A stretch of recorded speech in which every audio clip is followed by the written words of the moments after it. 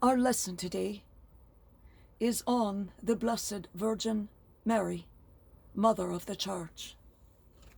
This is 5 different lessons coupled together from 4 different writers. Mary is always described as the mother of Jesus, instead of the lady or the widow of Joseph. Her motherliness is emphasized throughout the Gospels, beginning with the Annunciation. This is a quality that was noted immediately by the Fathers of the Church, a quality that applies also to the Church.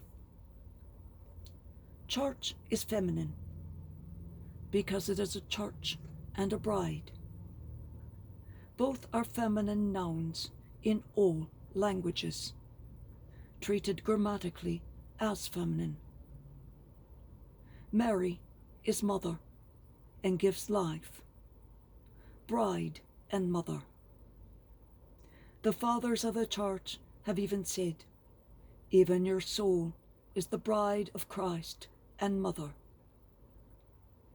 It is this attitude that comes from Mary, who is mother of the Church. And we can go further and understand the femininity of the Church, necessary for the Church to be fruitful, to have life coming from it. This female attitude of maternity, bride, comes from Mary, because Jesus willed it so. A virtue that distinguishes a woman is tenderness.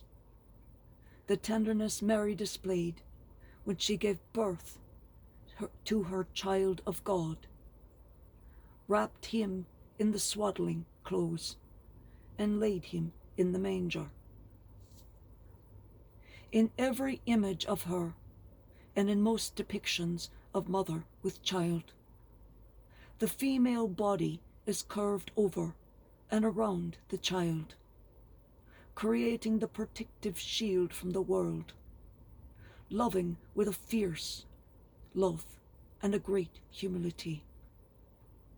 The child is of primary importance, taking every moment of attention of the mother to protect, later to teach and guide, and much later to watch and pray from a distance, still protective, still caring and loving, but needing to step back and let him come into his glory to reign. With the Mother Church, they models upon the behaviors of Mary, with tenderness, fierce love, protective, humility, then guiding and teaching, assisting the people until they are ready to step out onto their own, use all they have been given, all they have been taught, and then going out to glorify the Lord. The Gospel repeats the image of Mary as keeping all things in her heart. Women are the memory keepers of their people, of their families, the ones who know what happened, having recorded them in their hearts, having taken their life to heart. Women show that the meaning of life is not found in making things, but in looking into the heart of a person.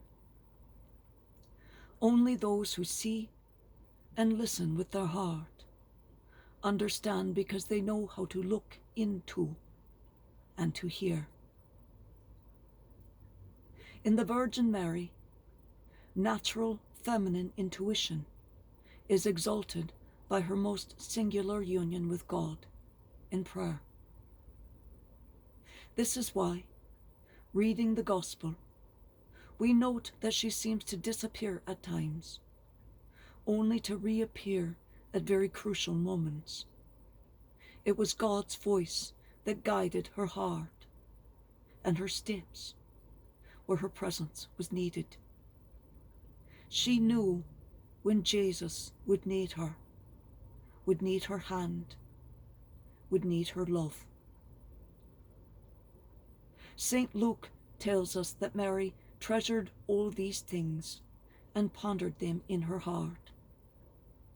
Everything ends up in her heart so that it might pass through the sieve of prayer and be transfigured by it. The mother keeps everything and brings it to her dialogue with God. Mary's heart has been compared to a pearl of incomparable splendor, formed and smoothed by the patient acceptance of God's will through the mysteries of Jesus, meditated on in prayer. May we, each day, listen with our hearts to the needs of those around us, just as the Blessed Virgin Mary, the Mother of the Church, did and modelled for us. Use her blessed example to see how you too can be protective of another, using those who are feeling powerless, those who need temporary fierce love and protective shield of a mother, then the gentle guide, the teaching, before once again going forward to glorify the Father through the Mother.